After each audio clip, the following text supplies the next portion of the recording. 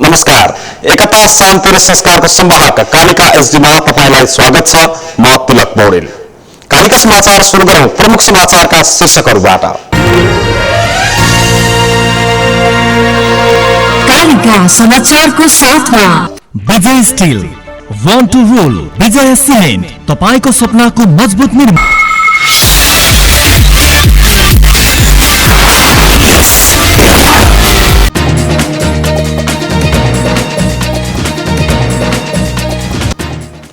नेपालमा कोरोना संक्रमणको दर तीव्र। एकै दिन 170 जना नयाँ संक्रमित थपिएसँगै संक्रमितको संख्या 1200 नाग्यो। सरकारद्वारा पर्यटन क्षेत्रको लागि सहुलियत प्याकेजहरू ल्याएको पर्यटन मन्त्री भट्टराईको भनाई। सहुलियतबाट पर्यटन व्यवसायहरू उत्साहित भएका भन्दै विश्वास व्यक्त। हिंसालाई बढावा दिएको भन्दै ट्विटरले अमेरिकी राष्ट्रपति ट्रम्पको ट्विट लुकायो। दक्षिण सोमालियामा 9 जना चिकित्सकको हत्या। र 124 वर्षपछि पहिलो पटक बोस्टन म्याराथन कार्यक्रम रद्द।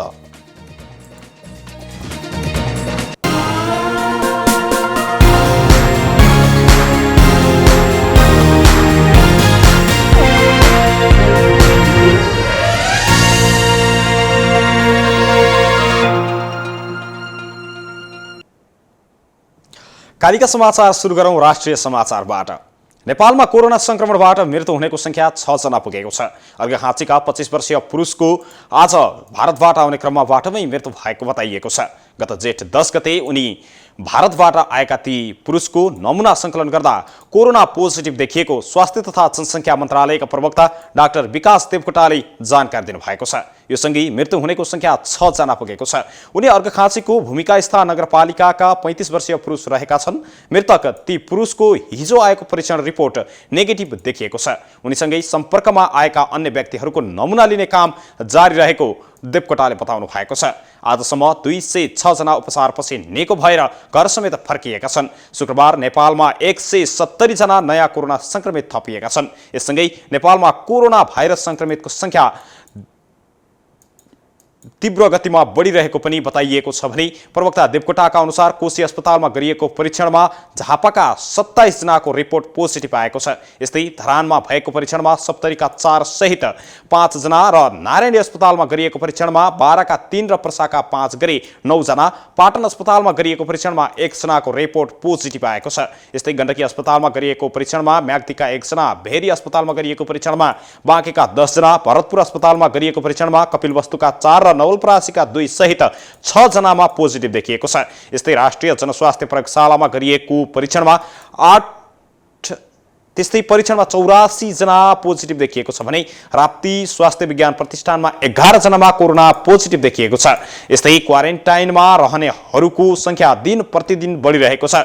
शुक्रबारसम्म 1 लाख नजिक क्वारेन्टाइनमा बस्नेहरूको संख्या रहेको छ भने देशभरिका विभिन्न क्वारेन्टाइनमा 79,336 जना क्वारेन्टाइनमा रहेका छन्। अहिले विभिन्न अस्पतालमा 1000 जना कोरोना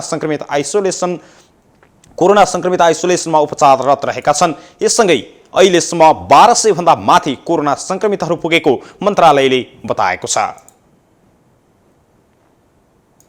संस्कृति पर्यटन तथा नागरिक उड्डयन मन्त्री योगेश कुमार भट्टराईले सरकारले पर्यटन क्षेत्रको पुनरुत्थानका लागि राहत तथा सहुलियतका प्याकेजहरू ल्याएको बताउनु भएको छ।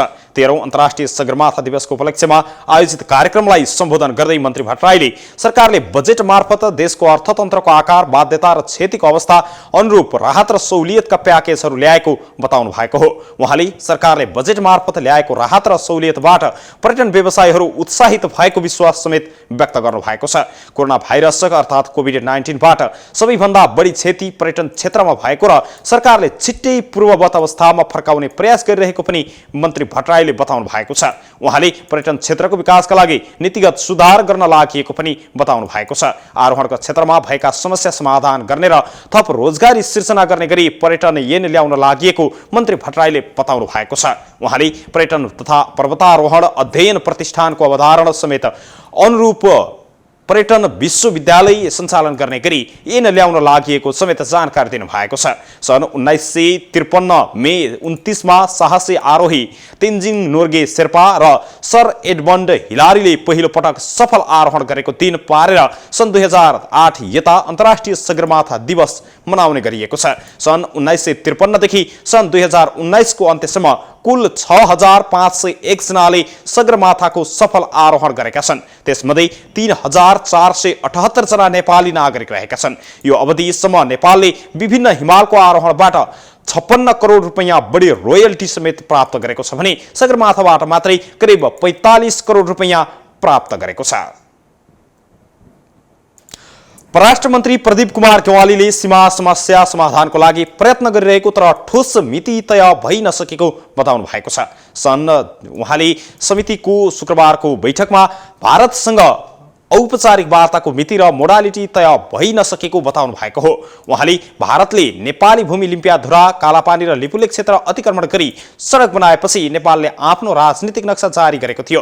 भारतले नेपालले बनाएको नक्सा स्वीकार्य नहुने र कूटनीतिक संवादबाट समस्या समाधान गर्न आग्रह गरे पनि अहिलेसम्म कुनै मिति र मोडालिटी तय नभएको मन्त्री गेवालीले बताउनु भएको छ। उहाँले सरकार मिति र मोडालिटीको पर्खाइमा रहेको पनि बताउनुभयो। उहाँले सरकार वार्ताबाटै समस्या समाधान गर्नका लागि पूर्ण प्रतिबद्ध रहेको पनि बताउनु भएको छ। उहाँले सिङ्गो देश एकबद्ध भएर लागिरहेको अवस्थामा सरकारले अतिक्रमित भूमि फिर्ता ल्याउन दृढताका साथ काम गरिराखेको र त्यसमा शंका नगर्न समेत सांसदहरूलाई आग्रह गर्नुभएको थियो। सांसदहरूले भने वार्ताको मिति र मोडालिटी अझै पनि तय हुन नसक्दा लामो समयसम्म भूमि फिर्ता हुन नसक्ने भन्दै गम्भीर हुन समेत आग्रह गरेका छन्। यसै क्रममा भारतले भने नेपालसँगको सीमा विवादलाई रचनात्मक र सकारात्मक प्रयासद्वारा समाधान गर्न प्रस्ताव गरेको छ। लिपुलेक, कालापानी र लिम्पियाधुरालाई समेत समेटेर नेपालले नयाँ नक्सा जारी गरेपछि नक्सालाई एकतर्फी भन्दै अस्वीकार गर्ने जनाएको भारतले अहिले रचनात्मक ढंगले सीमा विवाद समाधान गर्न प्रस्ताव गरेको हो। भारतीय विदेश मन्त्रालयका प्रवक्ता अनुराग श्रीवास्तवले नियमित पत्रकार सम्मेलन गरी छिमेकीहरूसँग पारस्परिक संवेदनशीलता र विश्वासको वातावरण आवश्यक रहेको भन्दै सीमाको समस्या रचनात्मक प्रयासद्वारा समाधान गर्न प्रस्ताव गरेका हुन्। लिपुलेक, कालापानी र लिम्पियाधुरा क्षेत्रको विषयलाई लिएर नेपाल गम्भीर रूपमा प्रस्तुत भएको भन्दै त्यसलाई भारतले नजिकबाट नियालिरहेको पनि उनले प्रतिक्रिया समेत दिएका छन्। आज अर्थात् शुक्रबार लकडाउनको 67 दिन पुगेको छ। कोरोना भाइरस रोकथाम तथा नियन्त्रणका लागि सरकारले गत चैत्र 11 गतेदेखि लकडाउन जारी गरेको छ। जेठ 20 गतेसम्म मंगलबार मध्यरातसम्मका लागि लकडाउनको अवधि तोकिएको छ। लामो समयसम्म लकडाउन भएपछि जनजीवन भने निकै प्रभावित भएको अवस्था छ। लकडाउनका कारण काठमाडौँ उपत्यकाका भित्रका मुख्य सडकमा अत्यावश्यक ढुवानी तथा सेवाका सवारी साधन, स्वास्थ्यकर्मी, सञ्चारकर्मीका सवारी साधन मात्रै चलेका छन्। पछिल्लो केही दिन यता संक्रमितको संख्या बढ्दै गएपछि सुरक्षाकर्मीले सवारी साधन सञ्चालनमा थप कडाई गरेको छ। प्रहरीले अत्यावश्यक सेवा र सवारी पास नलिई सवारी चलाउनेहरूलाई पनि नियन्त्रणमा लिई कारबाही गर्ने गरेको छ। मुख्य सडकमा मानिसहरूको आवागमन पनि न्यून देखिन्छ। उपत्यकाका भित्री सडक क्षेत्रमा रहेका खाद्य सामग्री तथा तरकारीका पसलहरू खुलेका छन्। मानिसहरू आफ्नो घर नजिकको पसलसम्म पुगेर अत्यावश्यक खाद्य सामग्रीहरू खरिद गरेको पनि देखिएको छ। सोती घटनाका बारेमा छानबिन गर्न गठित उच्च स्तरीय समितिले आफ्नो काम सुरु गरेको छ। समितिले आज पीडित पक्षसँग भेटघाट गरेको प्रमुख जिल्ला अधिकारी जनकराज पन्तले जानकारी दिनुभएको छ। त्यस्तै सो समितिले भेरी नगरपालिका 4 का सञ्जु भनिने सञ्जीव विकको सब स्वास्थ्य सेवा कार्यालयमा पुगेर अध्ययन समेत गरेको छ। सरकारले गृह मन्त्रालयका सहसचिव जितेन्द्र बस्नेतको संयोजकत्वमा 5 सदस्य छानबिन समिति समेत गठन गरेको थियो। समितिले बिहीबारदेखि यहाँ आएर काम थालेको छ र सो घटनामा जाजरकोट भेरी नगरपालिकाका 4 का 21 वर्षीय नवराज विक, सञ्जु विक, गणेश बुढा, भेरी नगरपालिका 11 का लोकेन्द्र सुनार र चौर जहारीका टीकाराम सुनारको सब यस अघि नै फेला परिसकेको छ। भेरी नगरपालिकाका 11 का गोविन्द शाही भने अझै बेपत्ता रहेका छन्। समितिलाई दलित अधिकार कर्मी संघ र संगठनले पनि निष्पक्ष छानबिन गर्न माग गर्दै 6 बुझे छ बुँदै ज्ञापन पत्र समेत बुझाएको अधिकारकर्मी पार्वती विकले जानकारी दिनुभएको छ। सो ज्ञापन पत्र बुझ्दै संयोजक बस्नेतले सरकारले दिएको कार्यादेशका आधारमा काम हुने बताउनु भएको छ। उहाँले तोकिएको समयमा निष्पक्ष छानबिन गरी सत्य तथ्य बाहिर ल्याउने समेत प्रतिबद्धता जनाउनु भएको छ। यस्तै गृहमन्त्री रामबहादुर थापा र वनमन्त्री शक्तिबहादुर बस्नेतले पनि मृतकप्रति हार्दिक श्रद्धाञ्जली व्यक्त गरेको र हराएकाहरूको खोजी कार्य जारी रहेको सन्देश पठाएको समेत संयोजक बस्नेतले जानकारी गराउनु भएको छ। मृतकको शव हेरेर मात्रै अनुसन्धान गर्नुपर्ने पीडित परिवारको माग अनुसार अनुसन्धान थालिएको पनि बस्नेतको भनाइ छ। आज नै सो टोली रुकुम पश्चिम चौरजहारी नगरपालिका 8 सोतीमा जाने प्रमुख जिल्ला अधिकारी पन्तले जानकारी दिनुभएको छ। सो समितिमा गृह मन्त्रालयका सहसचिव बस्नेत, प्रहरी वरिष्ठ उपरीक्षक जनक भट्टराई, राष्ट्रिय अनुसन्धान विभागका सह अनुसन्धान निर्देशक ओम बहादुर खड्का, उपसचिव वशिष्ठ घिमिरे र उपसचिव माधव ढकाल समेत सहभागी रहनु भएको बताइएको छ। यही जेठ 10 गते चौरजहारी नगरपालिका 8 सोतीमा भएको सो घटनामा नवराज विक, टिकाराम सुनार, गणेश बुढामगर, लोकेन्द्र सुनार त्यस्तै सञ्जु विकको शव भेरी नदीका विभिन्न स्थानमा फेला परेको छ भने अर्का एक गणेश शाहीको खोजी कार्य तीव्र पारिएको छ। एकता, शान्ति र संस्कारको संवाहक कालिका एसडीमा प्रसारित कालिका समाचारमा पालो भएको छ विज्ञापनको। तर त्यसभन्दा अगाडि प्रमुख समाचारका शीर्षकहरू पुनः एकपटक। कालिका समाचारको साथमा विजय स्टिल, वान टू रोल, विजय सिमेन्ट, तपाईको सपनाको मजबुत निर्माण। यस यामाहा।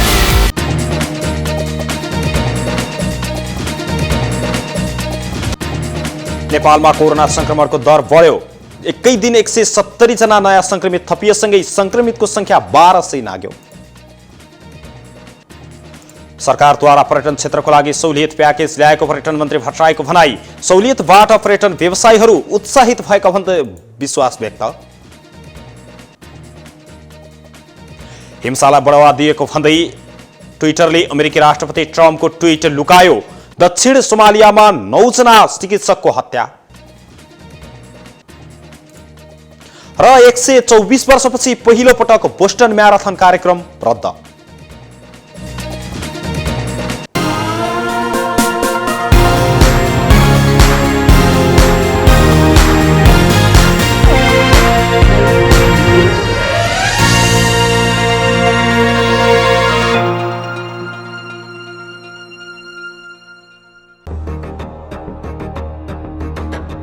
ओहो सुनिल दाई, तपाईँ जहिले पनि निर्माण सामग्री प्रयोग गर्दा गुणस्तरीय सामग्री नै प्रयोग गर्नुपर्छ भन्दै आइरहनु भएको छ। अनि झ्यालढोकाको बारेमा के भन्नुहुन्छ त? के भन्नुपर्छ र? आजभोलि निर्माण गर्ने सबैलाई थाहा छ, भगत मेटलका झ्याल ढोका नै राम्रा छन् भने। किनकि यी झ्याल र ढोका बलियो र सुरक्षित छन्। कि कसो इन्जिनियर साहब? ठिक भन्नुभयो दाई, हामी इन्जिनियरहरूको बुझाइमा पनि भगत मेटलकै झ्यालढोका नै उत्कृष्ट छन्। हजुर, भगत मेटलको झ्याल र ढोका नै बेस्ट छ।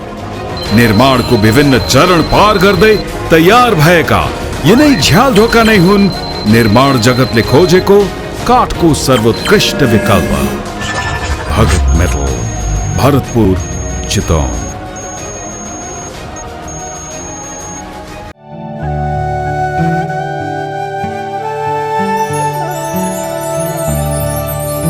आयुर्वेदिक पद्धतिद्वारा प्राचीन कालदेखि त्वचा र शरीरका लागि प्रयोग गरिने हिमाली जडीबुटीहरूको दुर्लभ सम्मिश्रण अब ओखती साबुनमा, जसको दैनिक प्रयोगले दिन्छ अनुहार र शरीरलाई प्राकृतिक पोषण र त्वचामा थप्छ अझ सौन्दर्यता र निखारपन। जडीबुटीको शक्ति, साबुन ओखती।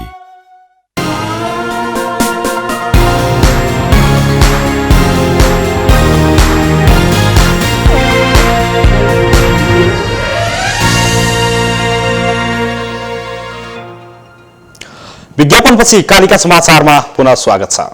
अब स्थानीय समाचार। संयुक्त दलित संघर्ष समिति चितवनले रुकुम पश्चिममा भएको अमानवीय आपराधिक घटनाको दोषीलाई कारबाहीको माग गर्दै जिल्ला प्रशासन कार्यालय चितवनमा ज्ञापन पत्र बुझाएको छ। अन्तर्जातीय विवाहको विषयलाई लिएर यही जेठ 10 गते रुकुम पश्चिममा भएको अमानवीय आपराधिक घटनाको दोषीलाई कानूनी दायरामा ल्याएर हदैसम्मको कारबाही गर्न ज्ञापन पत्र मार्फत माग गरिएको हो। चितवनमा रहेका विभिन्न पार्टीका दलित जनवर्गीय संगठन, सामाजिक संघ संस्थाहरू, पत्रकार, मानव अधिकार कर्मी आदि समेतको संयुक्त दलित संघर्ष समिति चितवनले सो घटनाको घोर भत्सना गरेको छ। विज्ञप्तिमा 21औं शताब्दीको यस घडीमा घटित यस घटनाले संविधान र मानवाधिकारकै उपहास गरेको बताइएको छ भने विश्व समुदायमा नेपाली समाजलाई लज्जित गरेको उल्लेख गरिएको छ। समितिले ज्यान गुमाएकाहरूलाई सांस्कृतिक शहीद घोषणा गर्न एवं पीडित परिवारलाई उचित क्षतिपूर्ति, शान्ति सुरक्षा, सम्पूर्ण घाइतेको उपचारको उपलब्ध गराउन पनि सरकार समक्ष जोरदार माग गरेको छ। ज्ञापन पत्र बुझ्दै जिल्ला प्रशासन कार्यालय चितवनका सहायक प्रमुख जिल्ला अधिकारी नेत्र प्रसाद शर्माले सम्बन्धित निकायमा आजै पठाउने प्रतिबद्धता समेत व्यक्त गर्नुभएको थियो। पश्चिम रुकुममा भएको घटनाको विरोधमा राष्ट्रिय दलित पत्रकार संघ चितवन शाखाले आज जिल्ला प्रशासन कार्यालयमा दीप प्रज्वलन गरी ध्यानाकर्षण समेत गराएको छ। राष्ट्रिय दलित पत्रकार संघको केन्द्रको आह्वानमा जिल्ला शाखाले पनि सांकेतिक विरोध कार्यक्रम गरेको हो। सरकार अँध्यारो कहाँ छ, उज्यालो यहाँ छ भन्ने ब्यानर सहित राष्ट्रिय दलित पत्रकार संघ चितवनको टोली जिल्ला प्रशासन कार्यालय पुगेको थियो। नेपाल पत्रकार महासंघ चितवन शाखाका अध्यक्ष राधेश्याम खतिवडा, नेपाल प्रेस युनियन चितवनका अध्यक्ष अनिल ढकाल, क्रियाशील पत्रकार महिला चितवनका अध्यक्ष प्रमिता ढकाल, नेपाल प्रेस युनियन चितवन शाखाका सचिव प्रस्ताव सुवेदीले विरोध कार्यक्रममा प्रतिनिधिमूलक ऐक्यबद्धता जनाउनु भएको छ। सांकेतिक विरोध कार्यक्रममा राष्ट्रिय दलित पत्रकार संघ चितवन शाखा अध्यक्ष अमीर रामदामले रुकुम पश्चिम घटना सिंह दलित समुदायमाथिको आक्रमण भएको बताउनु भएको छ। भरतपुर महानगरपालिका 7 मा बस्ने एकजना महिलालाई घरबेटीले निकालेका छन्। लमजुङ घर भई भरतपुर महानगरपालिका 7 माछा पुछ्रे चोकमा बस्दै आएकी महिलालाई बिहिबार राति घरबेटीले कोठाबाट निकालेका हुन्। दैनिकको गुजारा चलाउन समस्या परेपछि लमजुङ माइती घर गएर आउँदै गर्दा घरबेटीले निकालेको पीडितले बताएकी छन्। माइत गएर एक साता बसेको खुलेको छ। कोठामा बस्न नदिएपछि वडाध्यक्षलाई जानकारी गराए पनि सुनवाई नगरेको समेत उनले बताएकी छन्। बाहिरबाट आएका व्यक्तिलाई राख्न बनाइएको क्वारेन्टाइनमा समेत छिमेकीले राख्न अनुरोध गरे पनि वडा कार्यालयले अस्वीकार गरेको स्थानीयहरूले गुनासो गरेका छन्। भरतपुर 7 कृष्णपुरको राष्ट्रिय माध्यमिक विद्यालयमा 20 बेड सहितको क्वारेन्टाइन बनाइएको छ। तर वडाध्यक्ष राजेन्द्रमणि काफ्लेले क्वारेन्टाइन नबनिसकेको अवस्थामा घरबेटीलाई नै राख्न अनुरोध गरेको बताएका छन्। घरबेटीले बस्न नदिएपछि अल्पत्र परेकी महिलालाई चितवनका सञ्चारकर्मीको पहलमा उद्धार गरिएको छ। उनलाई अहिले भरतपुर महानगरपालिकाले तयार पारेको भरतपुर 10 स्थित शैक्षिक तालिम केन्द्रको क्वारेन्टाइनमा राखिएको छ। कालिका समाचारमा अब अर्थ समाचार। काठमाडौँ महानगर चेम्बरले मनमोहन मेमोरियल टिचिङ हस्पिटललाई स्वास्थ्य सामग्री सहयोग गरेको छ। कोरोना भाइरस अर्थात कोभिड-19 संक्रमणको रोकथामका लागि प्रयोग हुने स्वास्थ्य सामग्री उपलब्ध गराइएको काठमाडौँ महानगर चेम्बरका अध्यक्ष पंकज चन्द्र श्रेष्ठले बताउनुभयो। चेम्बरले पिपी 5 थान, गम्बुट 5 जोर, गम्बुट कभर 5 जोर, थर्मल गन 2 थान, सर्जिकल मास्क 1000 थान, फेस सिल 5 थान, सर्जिकल क्याम्प 1000 थान, सर्जिकल ग्लोभ 100 थान र N95 मास्क 2 थान सहयोग गरिएको बताइएको छ। Manmohan memorial medical college and teaching हस्पिटलले कोरोना भाइरस कोभिड-19 नियन्त्रणमा सहकारी केन्द्रको रूपमा सेवा दिँदै आएको छ। अस्पतालले कोभिड-19 सम्बन्धी ज्वरो क्लिनिक चलाइरहेको र अहिलेसम्म पीसीआर पोजिटिभ केस नभेटिएको हस्पिटलका अध्यक्ष राजेन्द्र प्रसाद पाण्डेले जानकारी दिनुभएको छ। कालिका समाचारमा अब अन्तर्राष्ट्रिय समाचार। ट्विटरले अमेरिकी राष्ट्रपति डोनाल्ड ट्रम्पको ट्विटमाथि र ट्विट मध्ये एक ट्विटरलाई आफ्नो प्रोफाइलबाट लुकाएको छ। त्यो ट्विटमा हिंसालाई बढावा दिने नियमहरूको उल्लङ्घन गरिएको बताइएको छ। तर उनको ट्विट नहटाइकन एक चेतावनी दिँदै बदलिएको छ र क्लिक गरेर त्यो ट्विट देख्न सकिन्छ। ट्विटमा भनिएको छ, यो ट्विट अस्तित्वमा रहिरहनु नागरिकको लागि चाकपूर्ण हुन सक्ने ट्विटरले निर्धारण गरेको छ। यो ट्विटर र व्हाइट हाउस बीच बढेको तनावको पछिल्लो उदाहरण हो।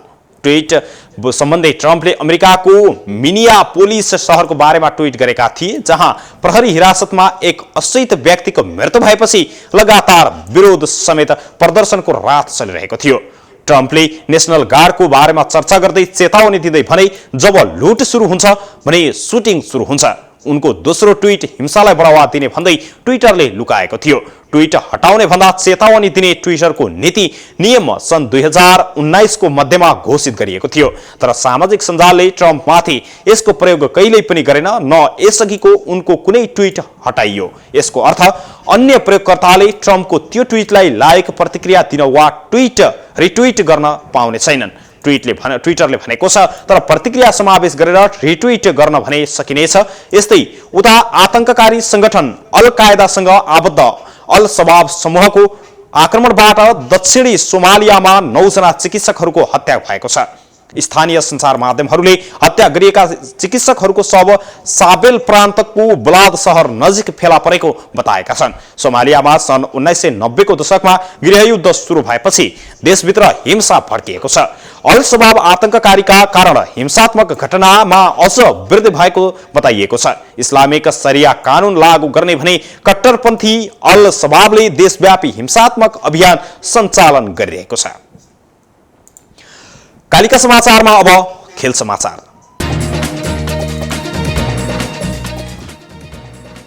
म्याराथन क्षेत्रमा सबैभन्दा संसारमै चर्चित बोस्टन म्याराथनको यस वर्षको कार्यक्रम रद्द गरिएको छ। कोरोना भाइरस अर्थात् कोभिड-19 का कारण यस वर्ष 124 वर्षपछि पहिलो पटक म्याराथन रद्द गर्न परेको आयोजकले जनाएको छ। बोस्टन एथलेटिक एसोसिएसनले 2020 को म्याराथन रद्द गरिएको जनाउँदै अब यो भर्चुअल कार्यक्रमका रूपमा रहने र सबै सहभागीले म्याराथन सकाएको पदक पाउने जनाएको छ। तर पदक पाउनका लागि सहभागीहरूले सेप्टेम्बर 14 भित्र 42 किलोमिटर दूरी 6 घण्टामा सकाएको प्रमाणित पेश गर्नुपर्ने पनि शर्त राखिएको छ।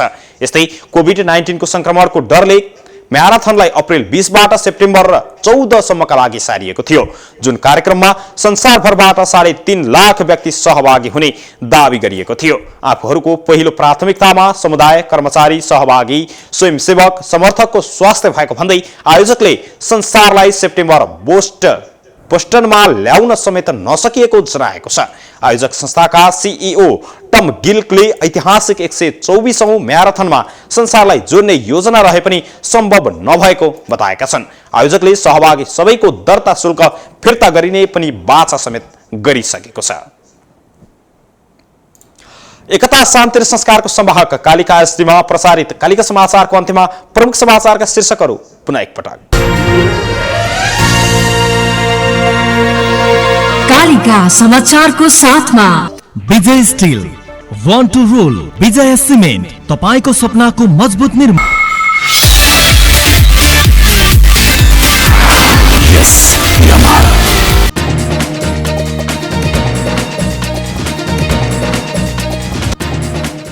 नेपालमा कोरोना संक्रमण दर बढ्दो, एकै दिन 170 जनामा नयाँ संक्रमण थपिएसँगै संक्रमितको संख्या 1200 नाग्यो। सरकारद्वारा पर्यटन क्षेत्रको लागि सहुलियत प्याकेजहरू ल्याएको पर्यटन मन्त्री भट्टराईको उद्घोष। सहुलियतबाट पर्यटन व्यवसायीहरू उत्साहित भएकोमा विश्वास व्यक्त। हिंसालाई बढावा दिएको भन्दै ट्विटरले अमेरिकी राष्ट्रपति ट्रम्पको ट्विट लुकायो। दक्षिण सोमालियामा 9 जना चिकित्सकको हत्या र 124 वर्षपछि पहिलो पटक बोस्टन म्याराथन कार्यक्रम रद्द।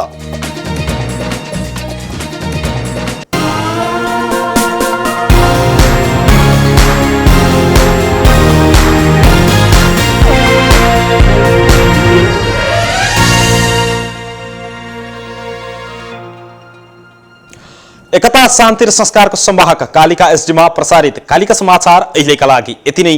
हेर्दै गर्नुहोला कालिका एसडी। म तिलक पौडेल बिदा हुन्छु। नमस्कार।